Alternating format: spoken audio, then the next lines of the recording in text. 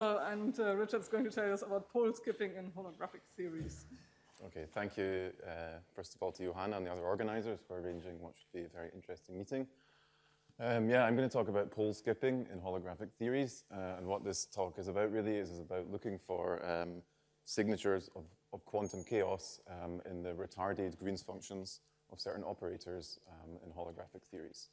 So this is work in collaboration with Mike Blake, Sasho Grozdanov, and Hong Liu, and there should be a preprint on the archive shortly.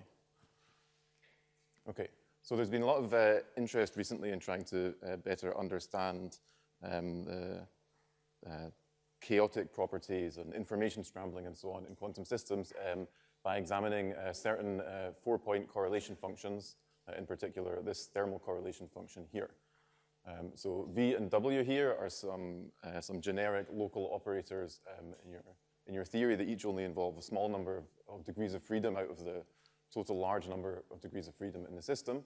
And this correlator sort of heuristically gives you a way to measure the effect of if I perturb my system with some operator V at time 0 and position 0, then what effect does that have on the later measurement of some different operator W at some later time and at a different point in space. And a number of different systems, what you find is that this correlation at short times begins to grow exponentially in this manner, and this exponential growth is basically taken as a manifestation of chaotic behavior in a quantum system.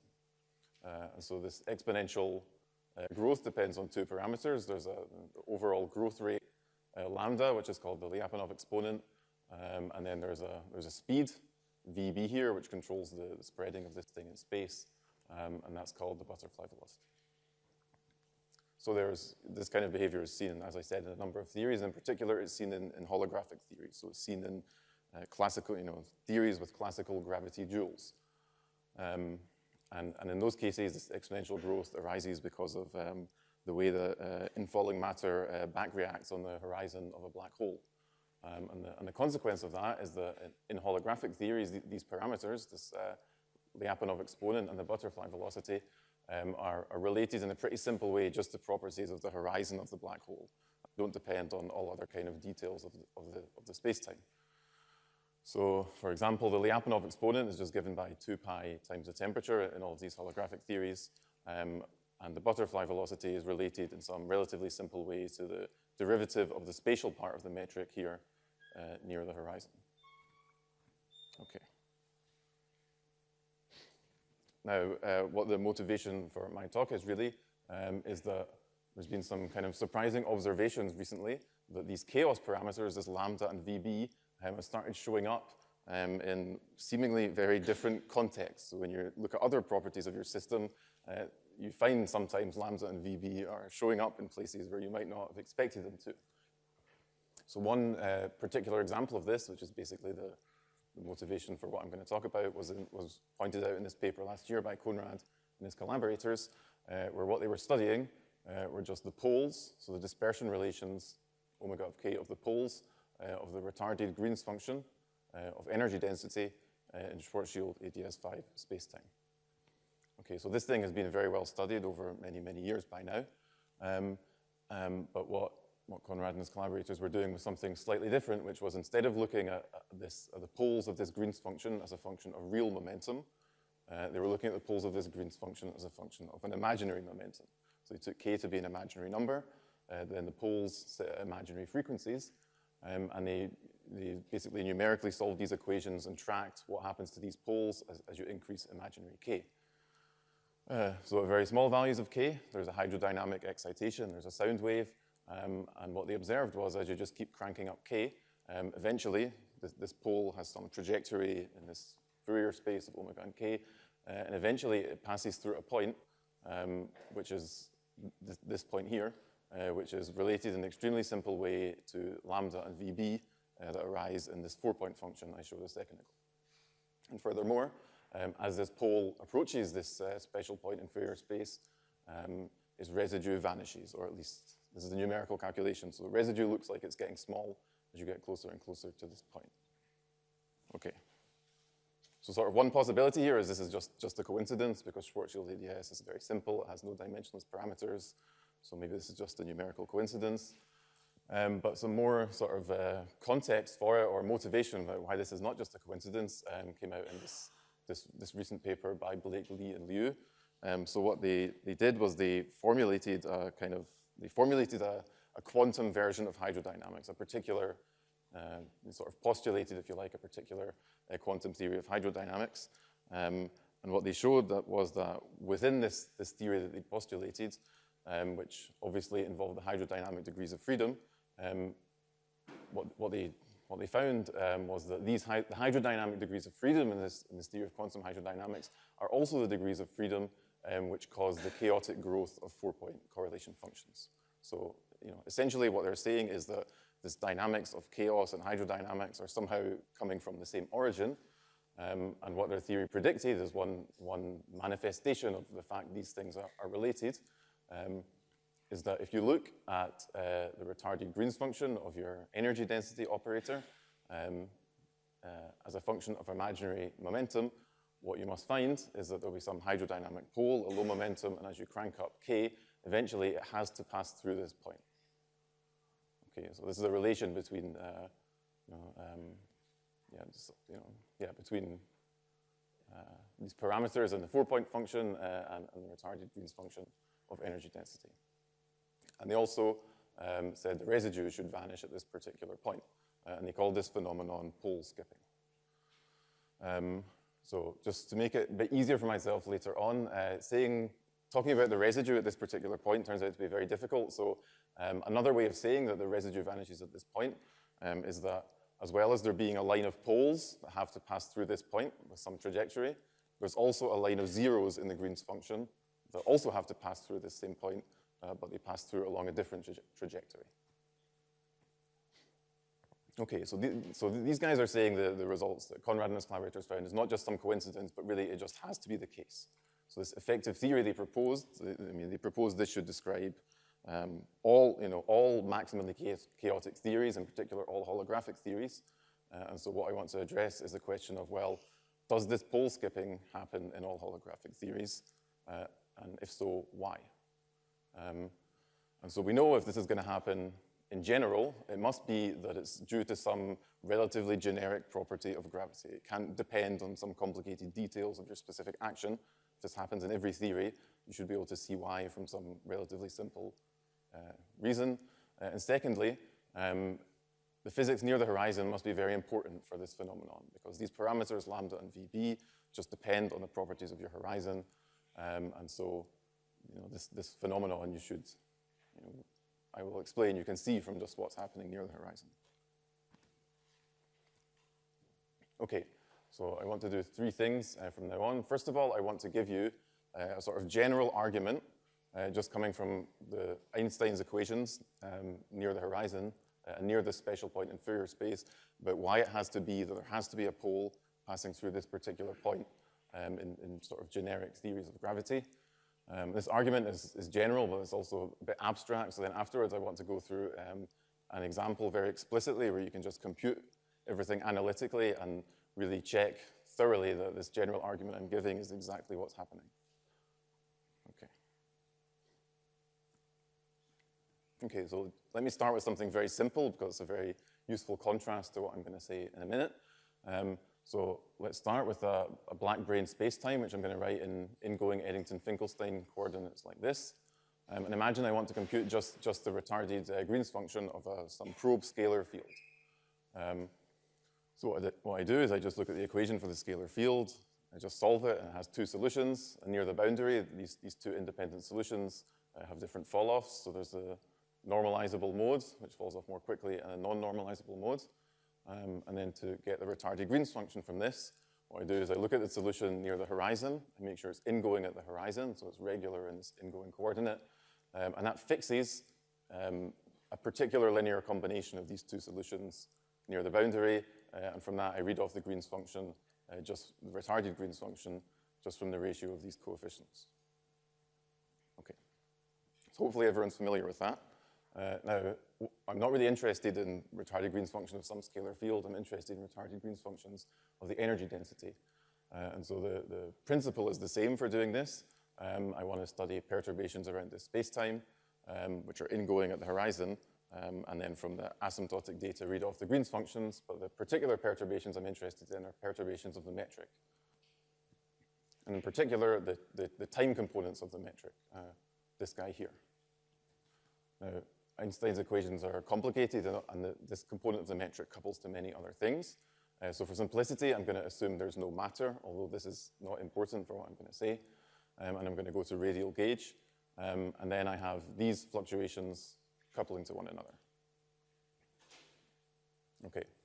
And it's impossible to analytically solve these equations for the whole space-time, but what I can do is just look at what's happening to these perturbations near the horizon.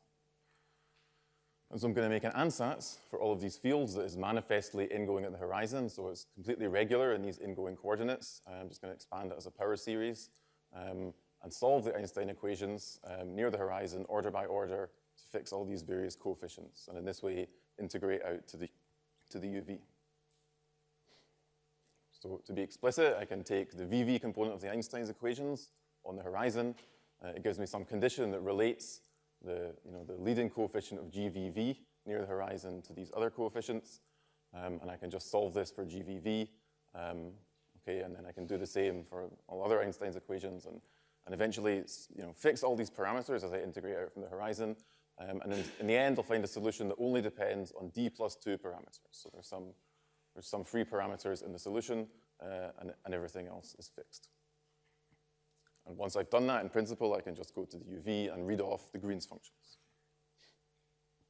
Now, but now I want to talk about what's very special about this particular point in Fourier space is if you look at this equation on the horizon, you'll find when omega is equal to 2 pi ti, this term disappears. And when k is equal to this particular ratio of the Lyapunov exponent to the butterfly velocity, this term is identically 0 as well. And so this whole equation just identically vanishes. And what that means is, if you again go through the same procedure of solving Einstein's equations in this expansion, you'll find that your solution depends on one additional parameter. So this delta GVV naught is just completely unfixed. So your gravitational solution, which is now ingoing, now depends at this particular point on one completely free parameter that you can just choose it to be any value you want, and you'll still have some ingoing solution to your equations of motion. And what that means is, since the retarded Green's functions are just extracted from this solution, that your retarded Green's functions are just going to depend on some arbitrary parameter, which you can choose to be whatever you want. And so these are just not well defined at this particular point. Okay, so this is what is special about this point. The Einstein equation just vanishes. Okay, so to get a unique Green's function, what I have to do is go slightly away from this particular point. So I can do that by perturbing some small amount in frequency, some small amount in wave number, and then I can solve that equation, and I'll find that now delta GVV naught is fixed, but its value depends, so now it's fixed, but its value depends, strongly, completely on which particular direction you move away from that point in Fourier space. So now, just next to this particular point, you have a whole family of solutions that depend on one free parameter, which is the direction that you've moved. And so what this means is that the retarded Green's function near this point is going to depend, explicitly on the direction that you move away from the point. And so, you can choose any direction you want. You can move, from minus infinity to infinity, and what you'll find is your Green function completely changes. And so in particular, you can just choose to move away from this point in a direction. You can choose a value of this such that the Green's function is going to be 0. Okay, so this guarantees that there has to be a line of zeros that move through this point in Fourier space. Similarly, you can just choose this so that there's, your Green's function, choose this direction so the Green's function is infinite. And that means there has to be a line of poles that move through this point in Fourier space. Okay, so this is the basic thing that's going on, is that because Einstein's equation at the horizon just vanishes at this point in Fourier space, it guarantees you that there has to be a pole and there has to be a 0 that passed through this point. Okay, and as I said before, so I turned off the matter fields, but if you turn them all on, this equation still vanishes at the horizon and you still have all these same features. Okay, so that's a little bit abstract, so now I want to just go through an explicit example where you can see really how this happens. So the holographic theory I'm going to use is this axion model in ADS4. So this is basically Schwarzschild ADS4 deformed by some source which breaks translational symmetry. And so this theory has one-dimensionless parameter, which is this m, this source m divided by r naught.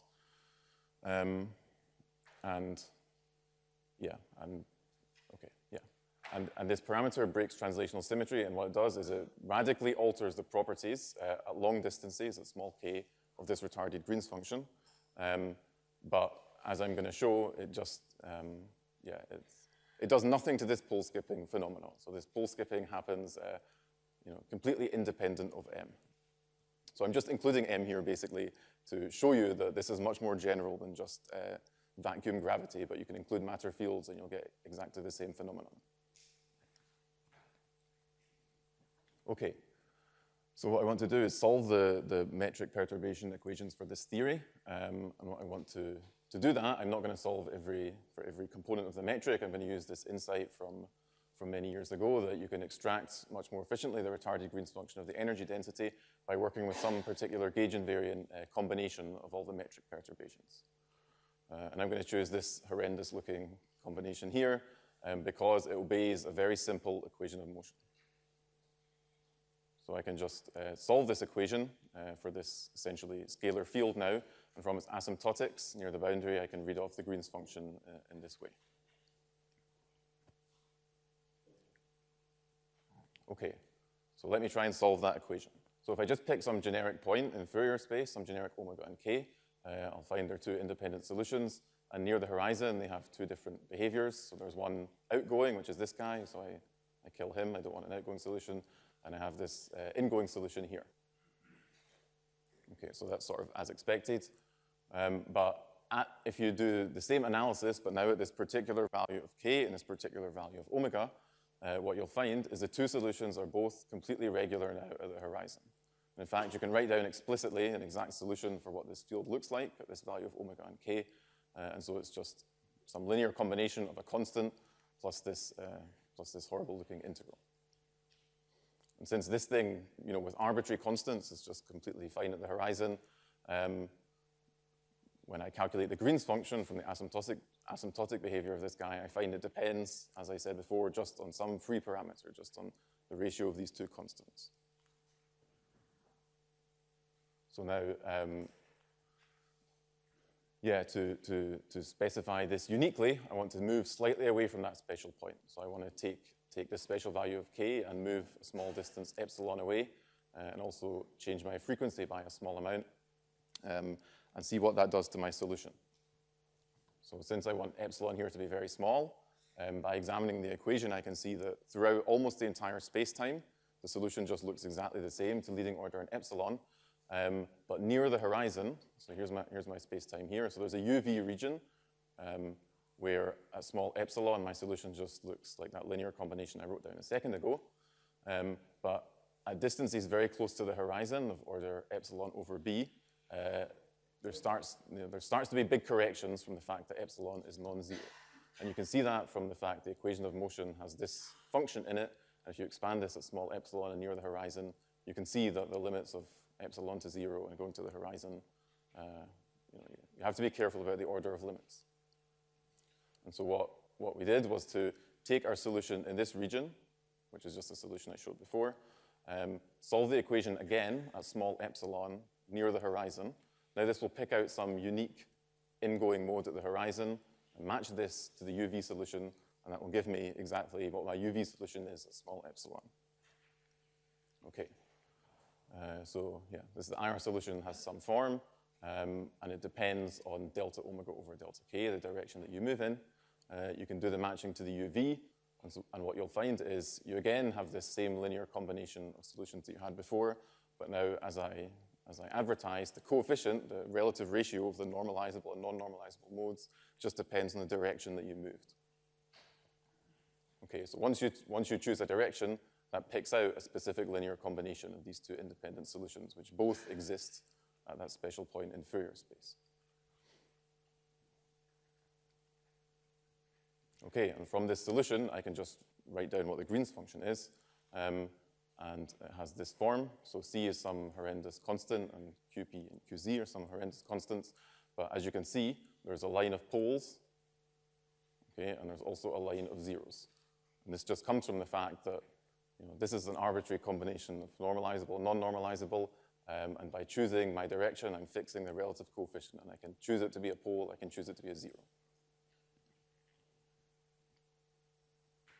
Okay, so this is a quantitative version of that argument I gave before, just from the Einstein equations, where we really have integrated out from the horizon to the UV, and you really can see that this free parameter near the horizon corresponds to essentially, corresponds to a freedom you have in your energy density Green's function, and then that freedom guarantees you will get a pole that passes through this point, and you'll also get a zero that passes through this point.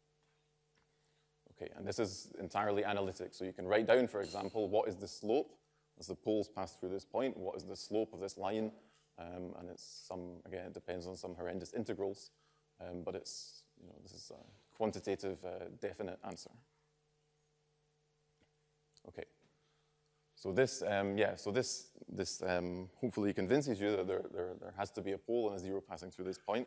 But the one thing it doesn't do is it doesn't tell you it has to be the hydrodynamic pole that does this. And so to do that, we just did some numerics for different values of m. And so we plotted here, this blue line is just the hydrodynamic dispersion relation for the particular value of m. And these dots are where the pole is. And the intersection of these dashed lines is this special point in Fourier space.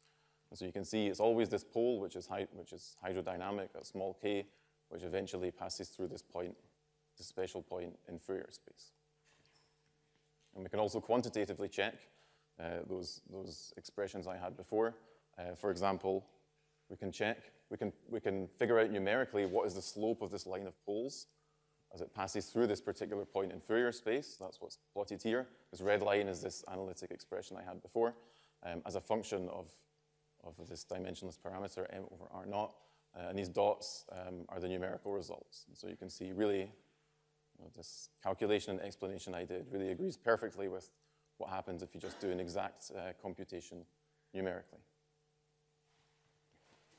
Okay, so in summary, let me say that there are striking signatures of many-body chaos in this retarded Green's function in holographic theories in general, we expect.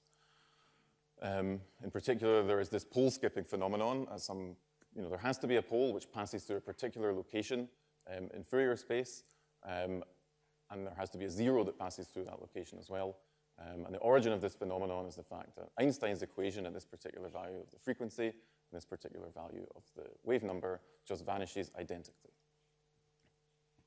Okay, I guess I'm about to run out of time, or I already have. So we have lots of things we're still thinking about related to this, which we think are interesting, and I'll just leave them up. So thank you.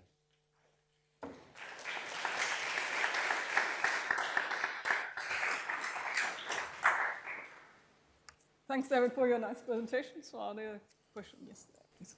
So in the earlier part of the talk, you said you expect this what we can be explained by near horizon physics only. But in the explicit example that you presented, we're doing math with the UV part of the geometry. Right. Yeah, so I guess when I said near horizon only, so this doesn't involve the near horizon only, but what's going on at the horizon is sort of the critical part. So what's happening at the horizon is telling you that your gravitational solution at this particular point has some arbitrary parameter. And from then I have to assume that arbitrary parameter feeds through to the Green's functions, which I have to read off from the UV. And so to actually know that for sure, then I have to know what happens in the bulk. But I expect, in general, it will happen. So it definitely happens in this example and in the example I showed at the very start. But to really prove that, then, okay, that's another step beyond what I've done here. Julian? I actually wanted to ask you about number 4. So, as you point out, usually this chaos is related to the shock wave. Could it be, or is it possible that this special linear event just corresponds to having a shock on the horizon? So the linear, basically a small shock on the horizon. Yeah, so, I mean, we've really been thinking about this a lot, and we can't really see how. it doesn't look to us like that's the case, although we're confused and I'd say we don't really know. So like, I think the best we can say is so this equation here, at this particular value of frequency. So this is for some, linear perturbation in this particular coordinate system. This is basically, this is the shockwave equation, more or less. Yeah, but to try and really write this extra solution that exists as this, like this delta function shockwave, for example, we're not sure they're really the same thing, but yeah, I would say we don't really know. The plots you made were d omega dk real, but I guess this is true for complex d omega dk. Which plots do you mean? These plots? Yeah. Yes. So this is we kept k. K was imaginary, so we're moving along imaginary k and imaginary omega. I guess if you, I don't know what happens if you make them complex. I would guess it's still, I would guess this formula for the Green's function still works, yeah. So when you solve the equation, Einstein's equation, you actually solve the constraint equation, not the dynamic ones, because I don't know. Yeah, that's a good question. So in what I presented here, we didn't. No, but you. Oh, wait, sorry, you mean here or all the way here? Yeah. So here we solved all of Einstein's equations. Okay, but this one that you show is not the dynamical equation because there's no radial derivatives. So this is just evaluated at the horizon. So we're solving it order by order in the expansion around the horizon. Yeah, so this is just the horizon equation itself. So it's, if you do like the idea, this one is one of the dynamical one of the constraint ones. I'm not sure from the top of my head actually which one it is. Yeah, because the constraint one is like dynamics on the right, so that may be why this ties up with this effective figure, Yeah, it could be, yeah. So, yeah, that's a good question. I don't know the answer.